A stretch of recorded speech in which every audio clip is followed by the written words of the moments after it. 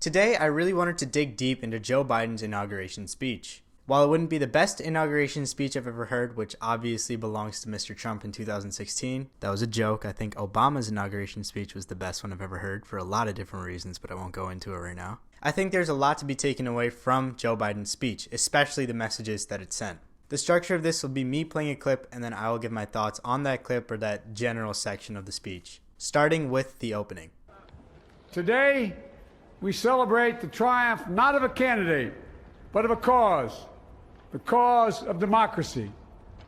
The people, the will of the people has been heard, and the will of the people has been heeded.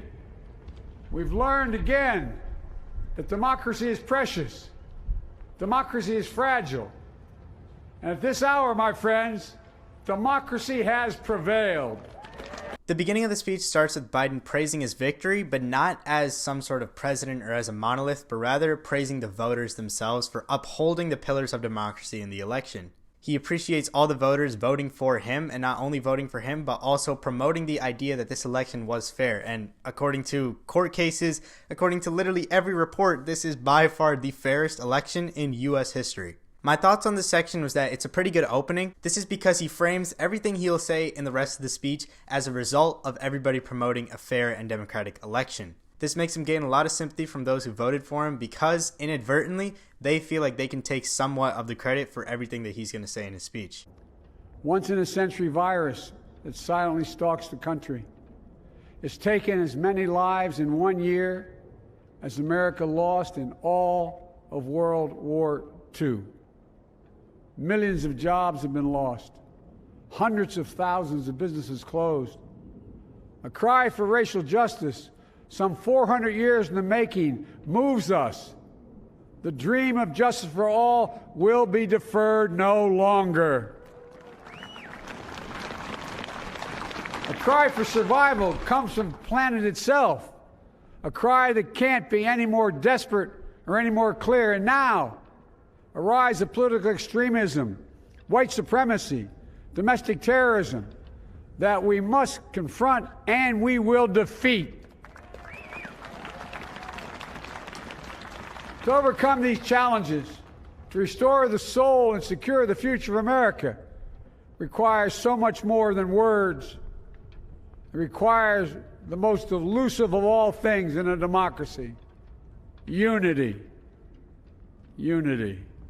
At this point in the speech, Biden basically gives a layout of everything that he aims to do in his presidency. Specifically the virus, because the virus is by far the most pressing issue. He talked about job loss, the fact that we have now lost the same amount of soldiers we lost in World War II, around 400,000, and the fact that a lot of small businesses have now closed permanently due to coronavirus. He also talked about racial equality at a systemic level, and while it was only one line, I still think that this line holds a lot of weight. He talked about climate change and how it has to be dealt with sooner rather than later because of the stagnancy that the Trump presidency caused in the fight against climate change. The fourth was to deal with political extremism, especially from the far right and possibly from the far left. Regarding the virus, I think he hit the nail on the head because his three topics that he wanted to delve into are possibly the most important of all topics regarding the virus. And seeing as this is his inauguration speech, he wouldn't really go too far into the specifics of these cases.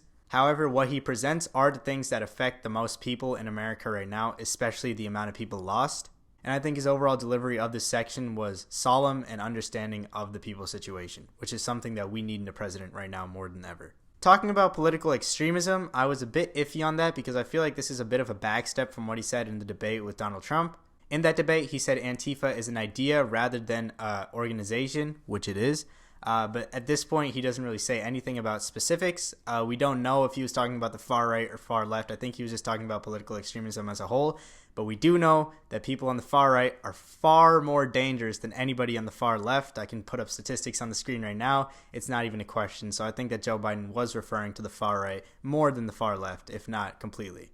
At this point in the speech, Biden now talks about how he aims to achieve all of his goals: unity. He says a united America is an America that can face all the challenges that we're facing today and also overcome them, but a divided America is only going to be an America that doesn't make any progress. Honestly, I think that this is the point that Biden really needed to ram home, and as we go on, I'll tell you exactly how he did that. In my opinion, the thing that Donald Trump did the most to our country beyond anything else was divide it. Because in some way, Every issue that's been caused in the Trump presidency has caused some sort of division, or has been fueled by division itself, or has some sort of connection to the division in our country along political lines. The fact that Joe Biden wants to combat this division with unity and a message of unity, and has been promoting unity in his first few days in the office, speaks volumes to how Joe Biden will be a president in the future.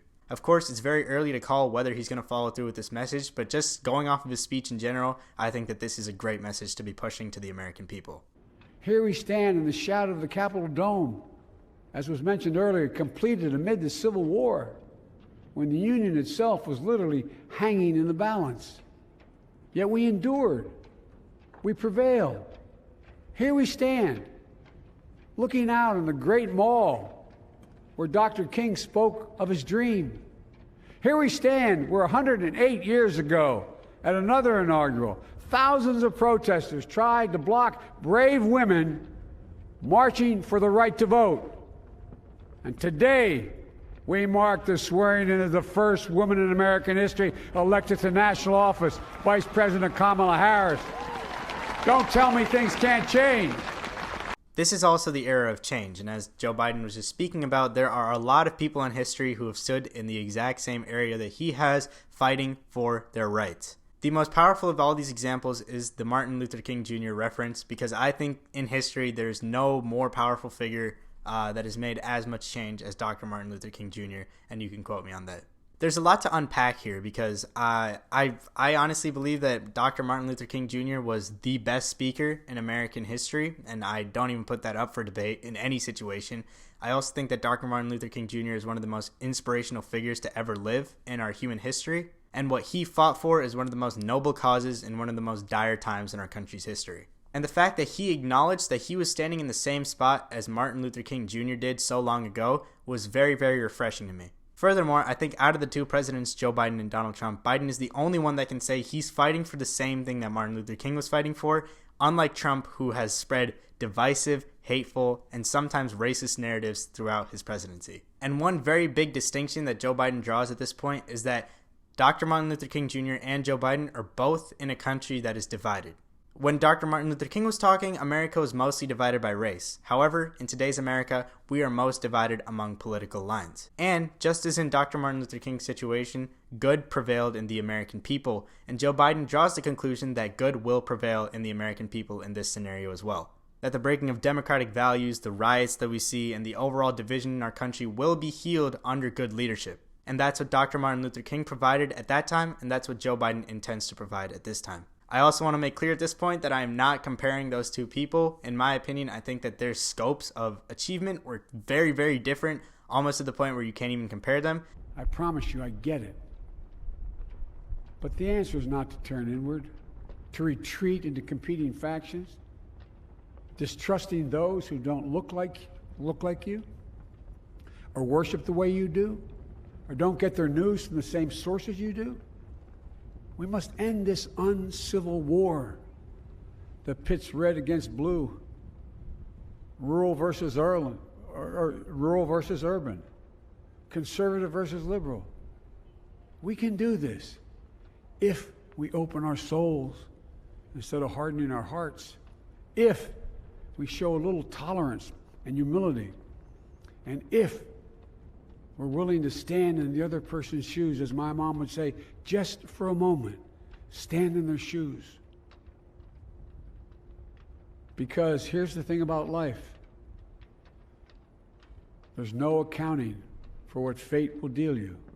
Finally, Joe Biden spoke about what comes next for us as a population.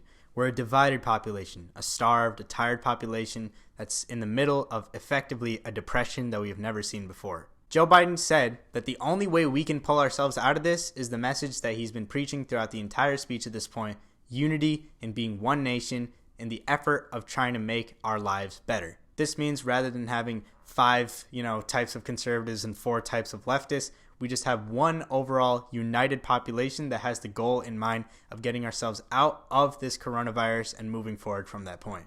Now, the only way this will happen is if our leadership is strong. And Joe Biden promises that moving forward, he will be the leader that we need. He will value democratic principles, he will follow the Constitution, and he will make it his utmost goal to make America a country united again. And those are the overall highlights of the speech, and now I want to give my final thoughts before I let you guys go. I think by far the thing that Joe Biden did best in this speech was talk about how he wanted to make America united again. And I know I've talked about that a lot throughout this video. He talked about it a lot in his speech. That was almost the only thing he talked about to a certain extent, and I'm not really complaining about that. Joe Biden said he wanted to be a leader not just for the Democrats, not just for leftists, but for the American people, which, like I said before, is something we desperately need right now. The fact that we have a leader who's not aiming to divide and conquer the population for his own gain is something that we may never understand the value of until the presidency is over. However, I did have one major caveat with the speech, and it's that Joe Biden was actively promoting the fact that he was going to be a presidential president. And while that is something that,